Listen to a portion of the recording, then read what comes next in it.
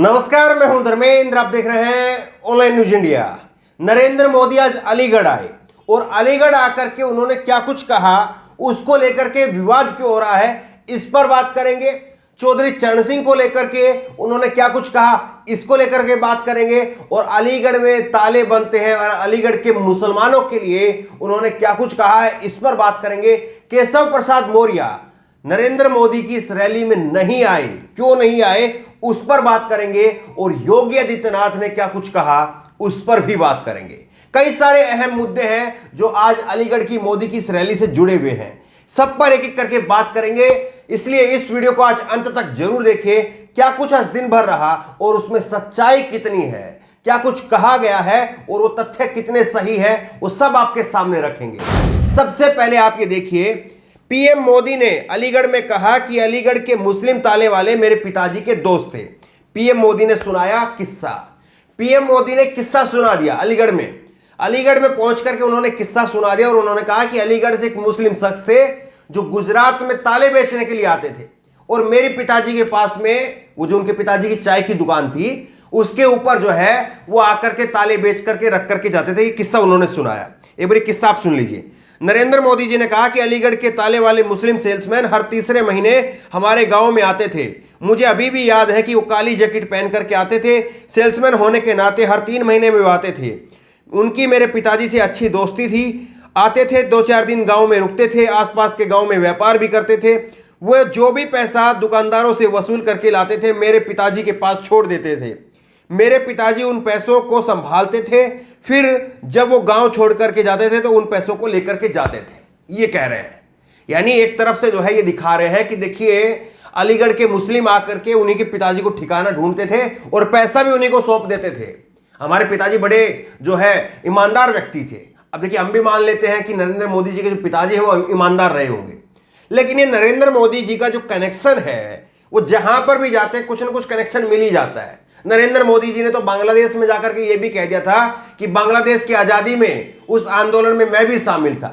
अब उसके बाद में और सारी बातें छोटी हो जाती हैं। ये अलीगढ़ से ताले वाली जो बात है ये भी छोटी हो जाती है। वैसे एक सवाल पूछ लेना चाहिए नरेंद्र मोदी जी से। वो कह रहे हैं कि अलीगढ़ के मुस्लिम जाते थे, तो ये नहीं पूछा नरेंद्र मोदी जी ने उस वक्त में, या उनके पिताजी ने उनको नहीं बताया, या उन्होंने अपने पिताजी से नहीं पूछा कि हम कपड़ों से कैसे पहचानेंगे। ये जो प्रवृत्ति है कपड़ों से पहचानने वाली, ये वहां से सीख करके आए थे या फिर बाद में सीखा, ये प्रवृत्ति कैसे आई, ये बताना चाहिए उनको कि ये जो मुसलमानों को कपड़े से पहचानने वाली बात है ये उनको बताना चाहिए। लेकिन आज उन्होंने ये बात कही कि मेरे पिताजी जो है वो उनके पास में मुस्लिम दोस्त आते थे, ये बात उन्होंने कही। अब उसके बाद में चौधरी चरण सिंह के नाम पर उन्होंने 5-6 बार जो है वो चौधरी चरण सिंह का नाम लिया और उसके बाद में 10-15 बार जो है वो उन्होंने छोटे किसान, छोटी जोत वाले किसान, छोटे किसान बार बार जो है वो घुमा फिरा करके ये जो छोटे किसान वाला जो शब्द है ये उन्होंने 10 से 15 बार कम से कम लिया।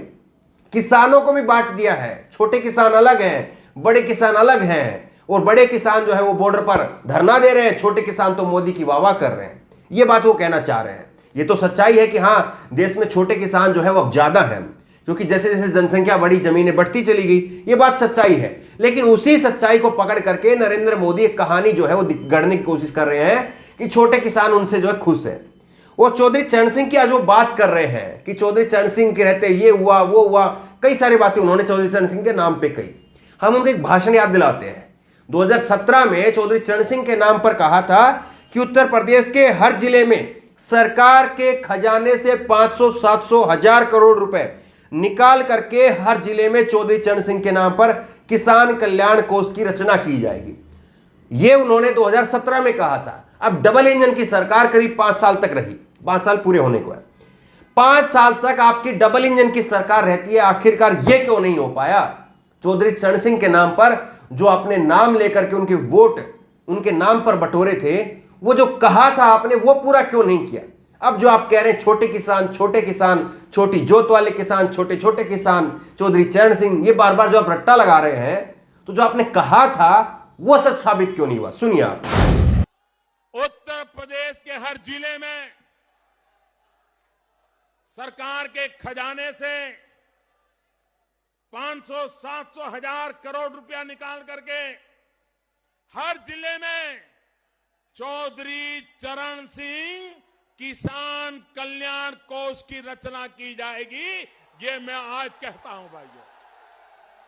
नरेंद्र मोदी ने आज इसी तरह से लंबी लंबी बातें जो है वो कही, और उन बातों की सच्चाई कितनी है वो अलीगढ़ के लोग जानते हैं, अलीगढ़ के साथ साथ जो है उत्तर प्रदेश के लोग जानते हैं। और हमने आपको पहले भी दिखाया कि फिरोजाबाद में क्या हालात थे, वहां पर चले जाते, वहां से वहां के लिए दो शब्द बोल देते, लेकिन किस तरह से वाहवाही चलती रही।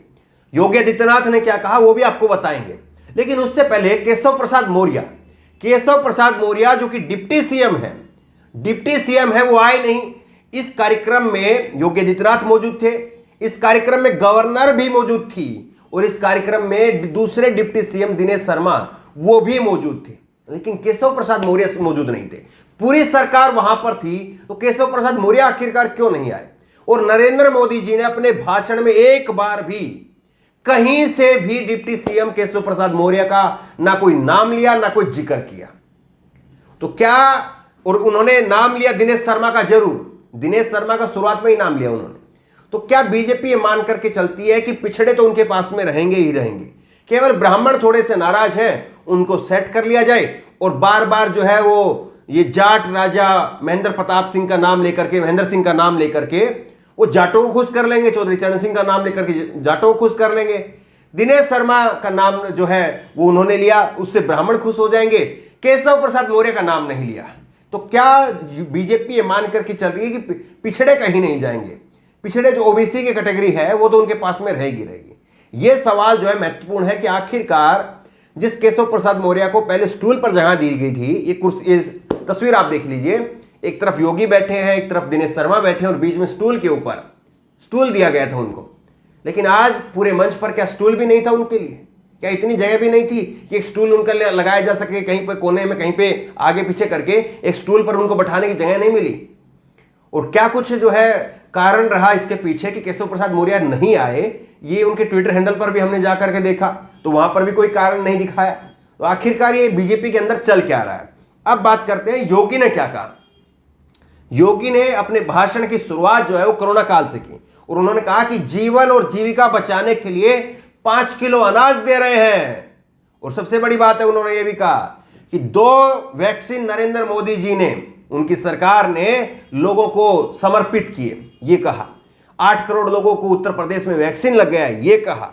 उसके साथ में उन्होंने कहा 3 लाख करोड़ रुपए का निवेश उत्तर प्रदेश में हो गया है, 1 करोड़ 61 लाख नौजवानों को नौकरी मिल गई है, और 2007 से लेकर के 17 तक 95,000 करोड़ रुपए जो है वो गन्ना किसानों का भुगतान हुआ था, और अब जो है वो 1,35,000 करोड़ रुपए गन्ना किसानों का भुगतान हो गया है। ये वो आंकड़े हैं जो उन्होंने कहे हैं, वो हम आपको बता रहे हैं। इनकी सच्चाई कितनी है ये उत्तर प्रदेश के लोग जानते हैं, गन्ना किसान जानते हैं, कितना रोजगार मिला है ये उत्तर प्रदेश की जनता भली भांति जानती है।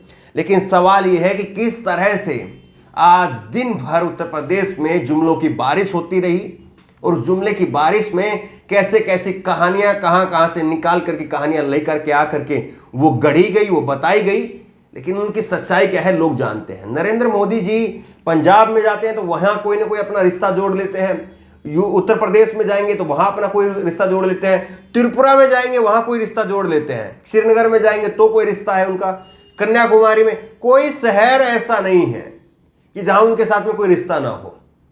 बांग्लादेश में इन्होंने कह दिया था। तो खैर ये बातें हैं। आज जिस तरह से पहली ये शंखनाद रैली इसको कह सकते हैं आप, पहला जो है एक तरह से आज आगाज हुआ, क्योंकि जिस तरह से चुनाव में कसीदे पढ़े जाते हैं वही सब कुछ बातें यहां पर हुई, कुछ अलग नहीं था। तो कह सकते हैं कि आज जो है ये पहली शुरुआत हुई है, लेकिन इस शुरुआत में कितने झोल हैं ये हमने आपके सामने रखा है। केशव प्रसाद मौर्य का नहीं पहुंचना, चौधरी चरण सिंह के नाम पर जो वादा किया गया था वो वादा अभी तक पूरा नहीं हुआ। उसके साथ में अलीगढ़ के नाम पर आप एक कहानी लेकर के आए हैं कि मुस्लिम जो है वो हमारे घर पर आते थे, मुस्लिम हम पर भरोसा करते थे, मुस्लिम हमको पैसा देते थे। तो उससे संकेत यह है कि आप ये कह रहे हैं कि अल्पसंख्यक हमारे साथ में आ जाएं, लेकिन कितने अल्पसंख्यक आएंगे? जाट राजा आप कह रहे हैं, जाट राजा कह करके महेंद्र प्रताप के नाम पर कितने जाट आपके साथ आएंगे ये आप देख लीजिए। और योगी आदित्यनाथ जो बातें कह रहे हैं, जो आंकड़े गिनवा रहे हैं, उनकी सच्चाई कितनी है और उस पर कितनी जनता विश्वास करेगी, ये सब पता है आपको।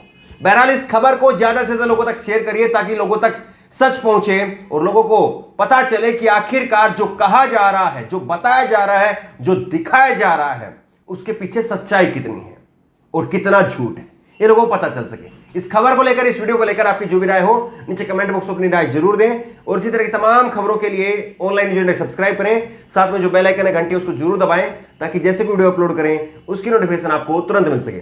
धन्यवाद। चैनल को सब्सक्राइब करें और घंटी जरूर दबाएं।